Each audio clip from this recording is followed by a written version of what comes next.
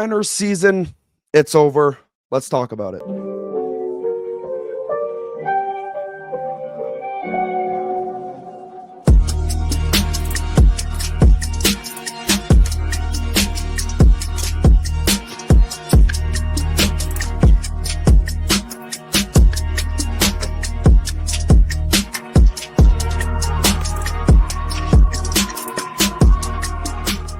You are watching 49ers Talk with Match Sports.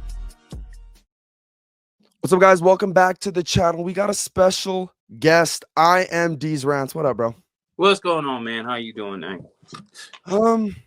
Man, like, just let me know what's your mood. How are you feeling right now after that? What was this? I like 12-6. What a game. What a game. I kind of felt like falling asleep a little bit, but I kind of almost did at the end of the first half. that was Be truthful. That was a very bad game. The only thing that was exciting about that was the return of Drake Greenlaw, and like he was just playing lights out all over the field. Unfortunately, he did get hurt in this game, which, like I said, was the same result as the Super Bowl. We ended up losing the game because they're going to attack his area every time. Yeah.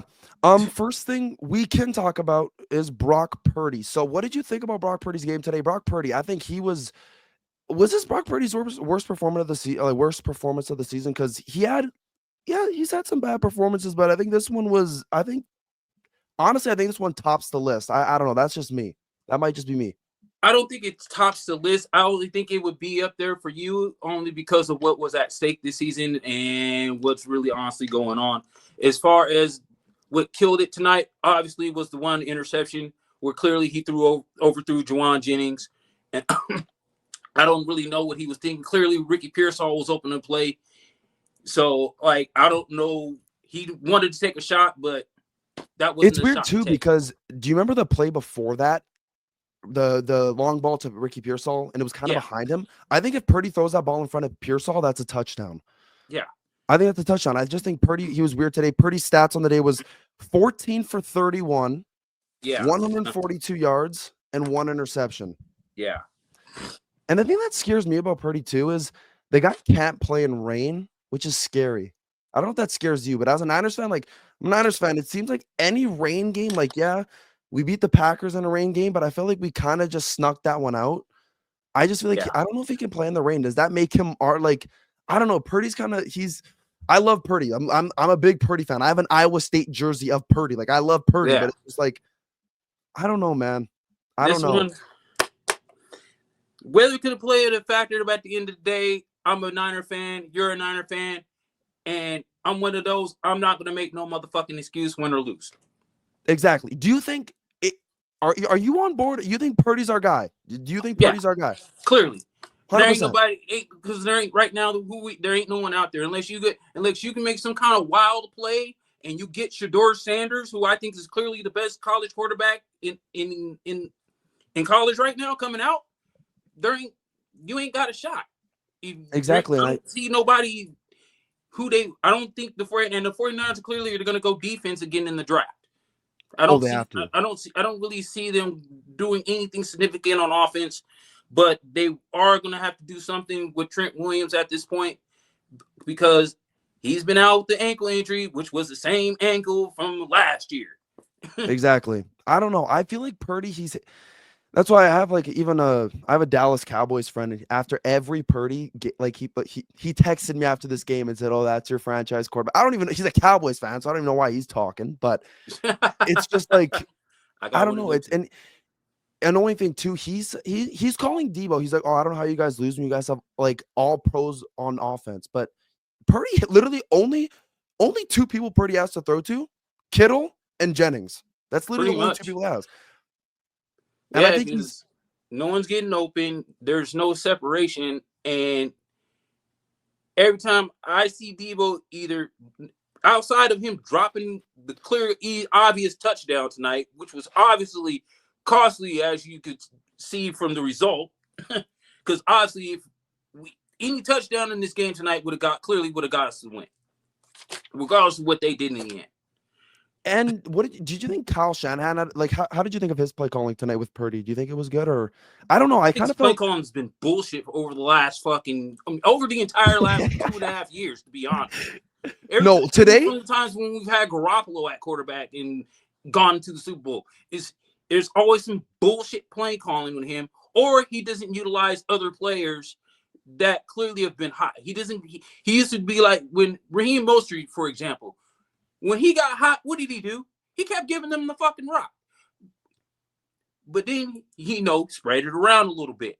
He ain't doing that. The minute he got CMC, he just buried everything on him, and look where he's at now. No, like that's exactly what happened. Shanahan, he had CMC came back, and I swear, in that Buffalo Bills game, I don't know what the stat was. I don't remember, but I think it was I have it.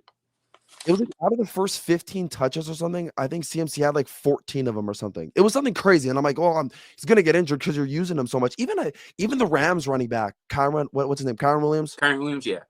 That guy's gonna be out of the league, like not out of the league soon, but he's gonna be very injury prone very soon. They used him on Sunday. They used him 29 times, and today they used him 27 times. Yeah, that takes a toll after a while. Because I remember, like I said, when we had Raheem Mostert, we ran him 40 fucking times. Yes, 40 times. That's. But you would think that's our standard. That's what we're normally used to doing, regardless of what back is back there. Yeah. But at the end of the day, guys is taking this toll on guys. And my other question: do you think Manti Te'o was right at the end of the day when he said the 49ers were emotionally drained at the beginning of the season, and by the way they're playing and what's happened and transpired over the year? 100%, 100%, man. Listen, I've been a Niners fan since I was born. I'm 0 for 3 right now, so it's very impressive. I'm 0 for 3 in Super Bowls. We make it all the way back there again. We play against the Chiefs again. It's redemption. And then we screw it up again. I think, honestly, like going into the season after that Jets game, I was like, man, this team is better than it was last season. I was like, holy crap, this team's going to be amazing. Then injuries pile up. And now I honestly think for the rest of the season, if we win, we win. If we don't win, it's whatever. That's my kind of take on it. I think the players are emotional. I think Purdy, that's why people are blaming Purdy, but people got to realize, imagine if you were the quarterback for the Niners and you just saw all of your teammates going down with injuries. You have an injury of your own. Like that's just going to take a toll on your mental state. But people don't understand that though. But performance-based league, we can't make excuses because we can't be. You think about it. You see everybody else on social media, they love to troll us.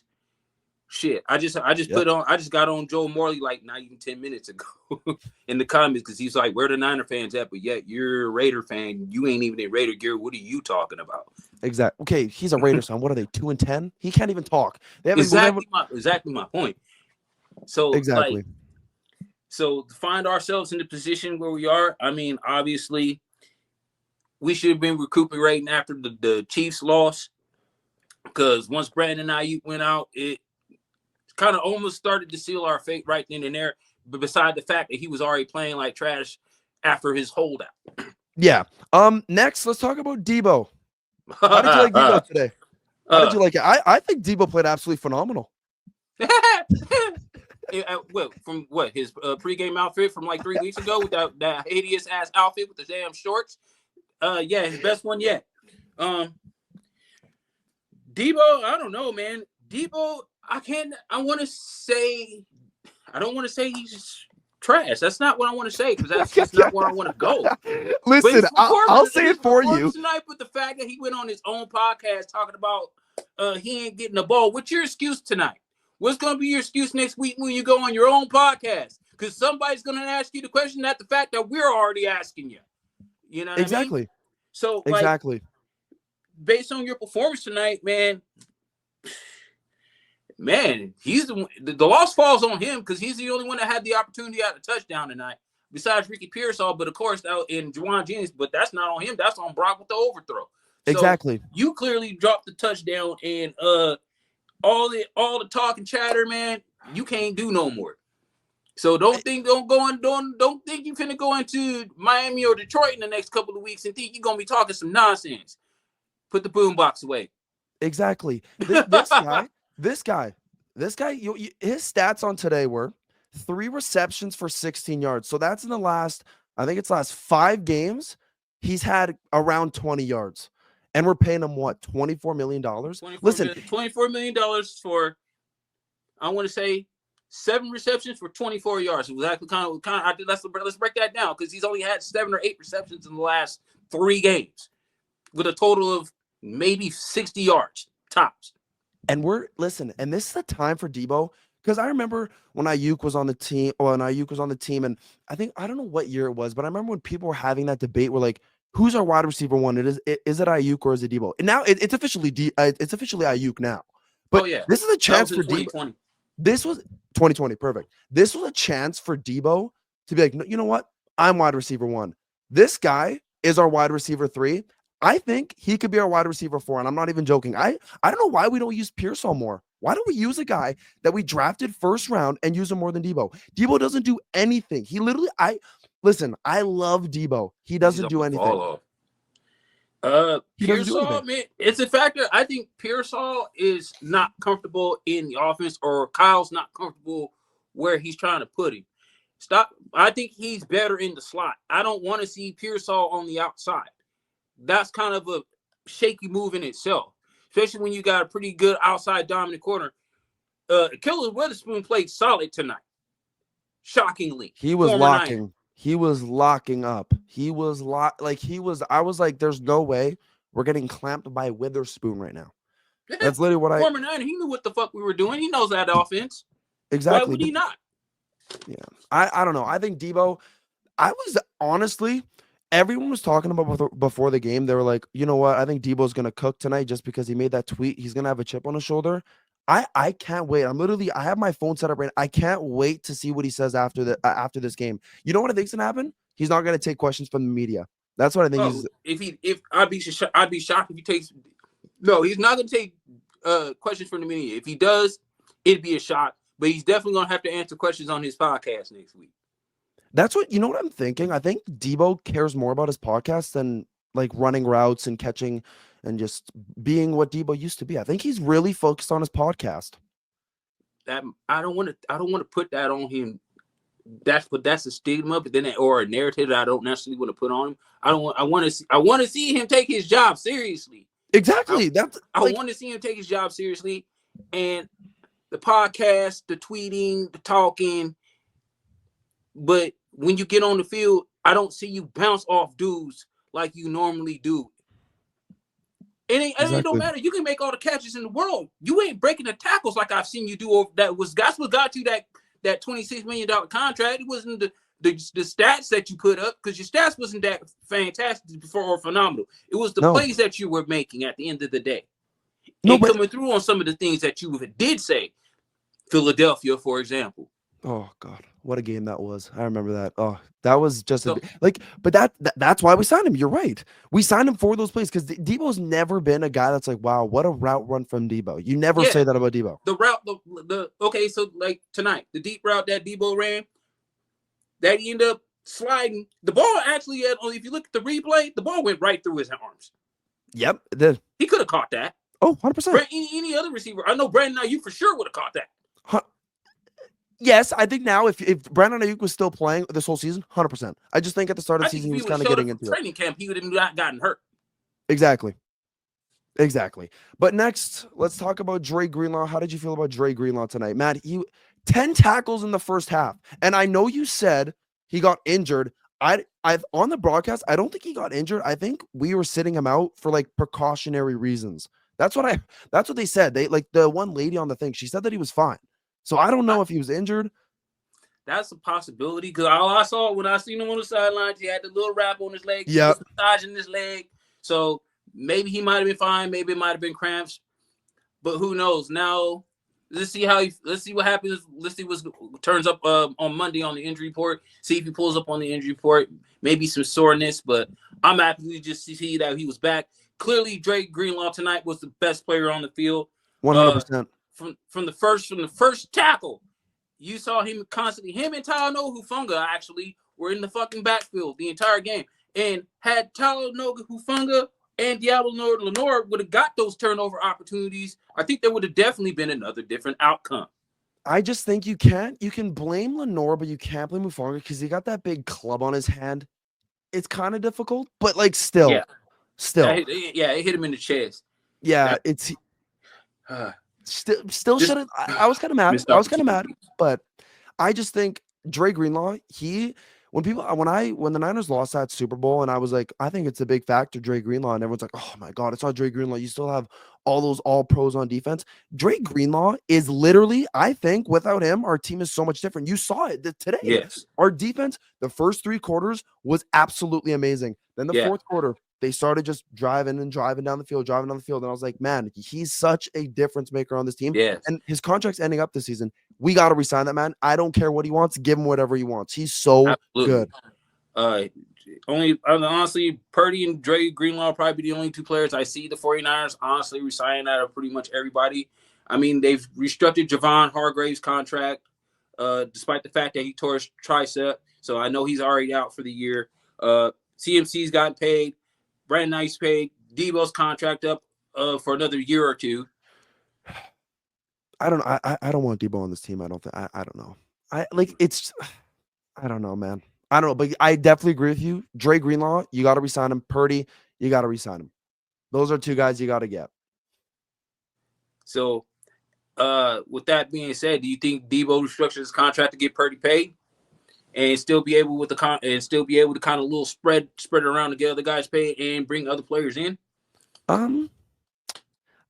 mean, hopefully Debo's like that. Hopefully he does that. I just don't know if he is that type of guy because the thing that makes me mad about Debo too is you're a captain and you're tweeting out this crap. Like you're literally a team captain. You're a guy that young players, when they go into like Ricky Pearsall, Renardo Green, those guys are just coming into the team.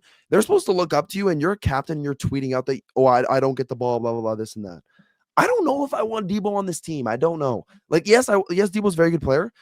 But I don't know, man. I don't know. That's why the diva mentality, I guess.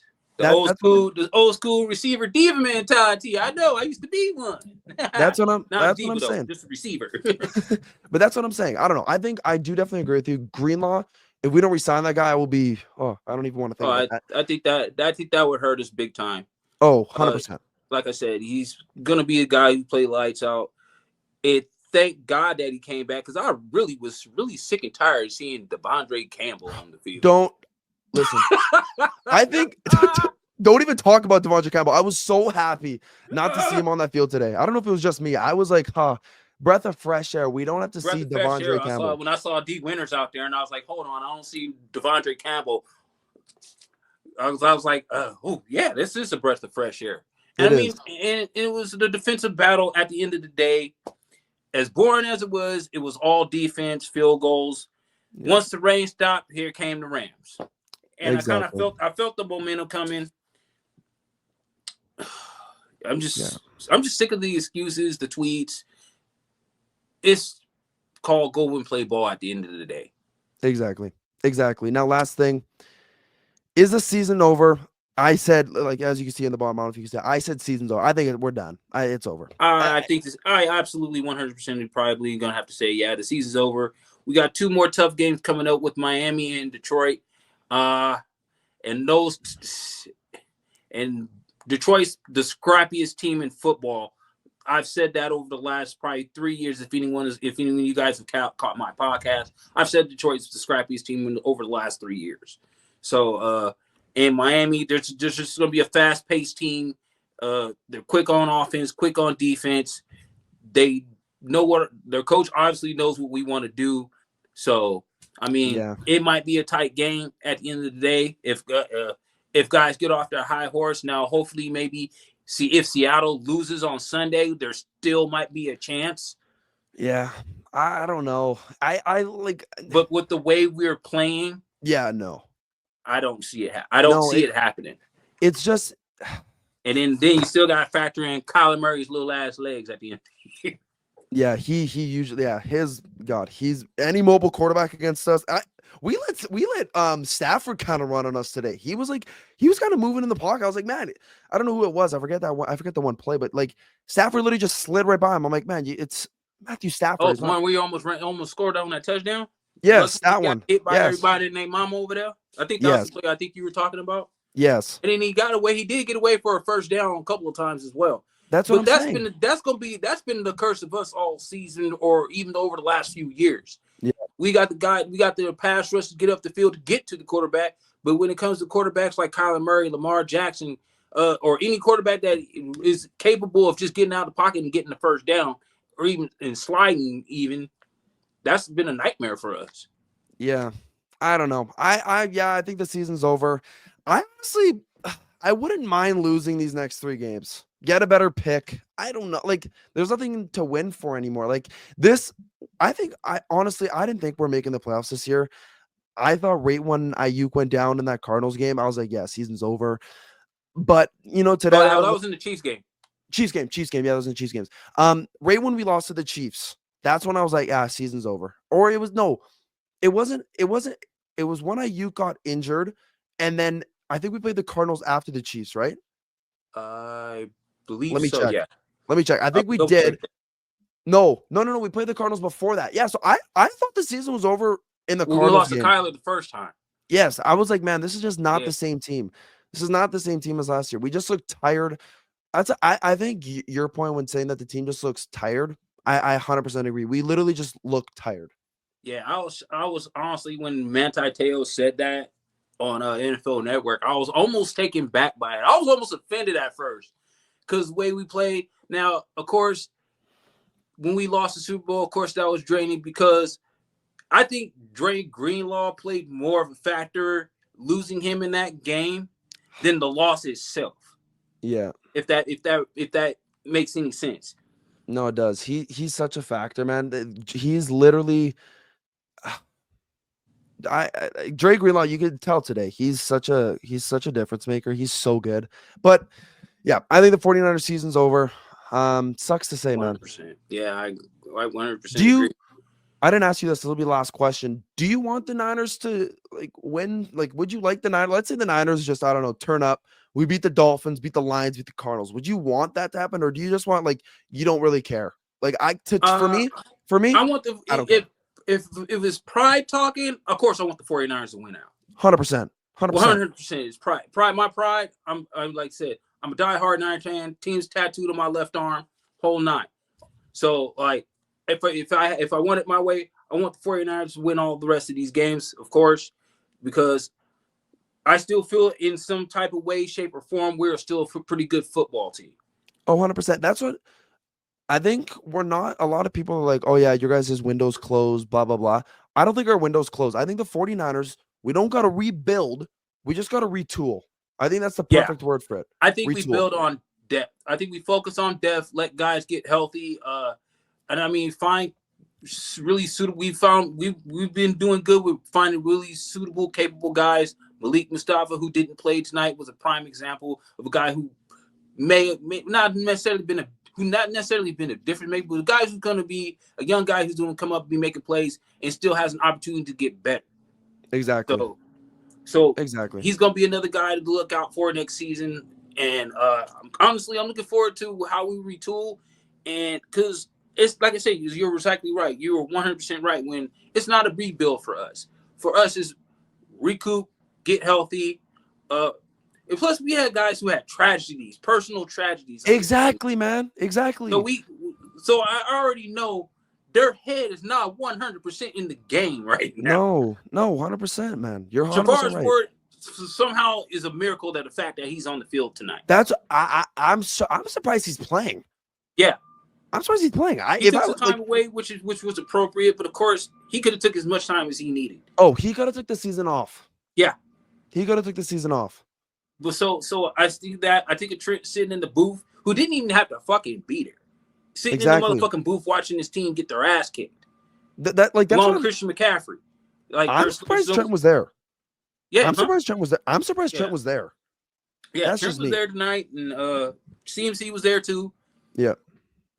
So I mean, yeah, man, I don't know. Season's over, but hey, ladies and gentlemen, make sure you guys go follow IMD's rants. Great pre-game, post-game videos. Go follow him, man. Thank you guys so much for watching. Peace out.